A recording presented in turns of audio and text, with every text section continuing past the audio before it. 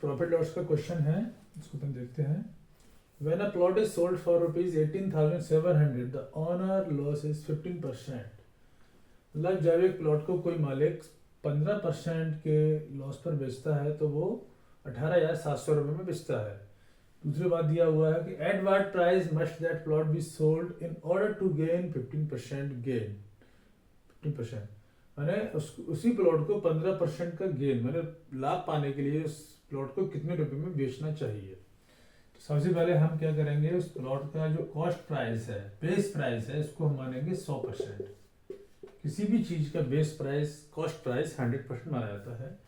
अब चूंकि इसमें फर्स्ट केस में लॉस दिया है 15% और सेलिंग प्राइस है 18,700 रुपीज, तो जब इस 100% की चीज को, 100% के प्लॉट को हम 15% के लॉस पर सेल करेंगे, 100% बेस प्राइस में 15% loss, it means 85% SP selling price. तो 85% सेलिंग प्राइस पे वो चीज अब बिच रही है 18,700, 18,700 में।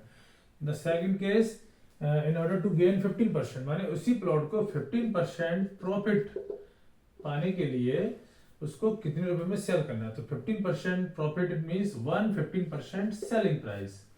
जब 100 रुपए की चीज 15% प्रॉफिट पे बेची जाएगी तो वो 115% में बेचेगी, और इस केस में आपको इसका SP selling price find out करना है। So now X is equal to 18700 into 115 and divided by 85%। Percent से आपका परसेंट कैंसिल होता है, एंड नाउ ये दोनों नंबर आपके 5 से कटेंगे।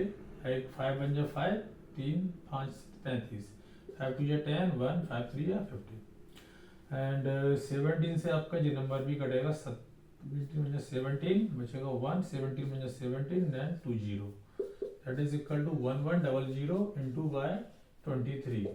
नाउ वी गेट 23 बन जाए 23 to 25।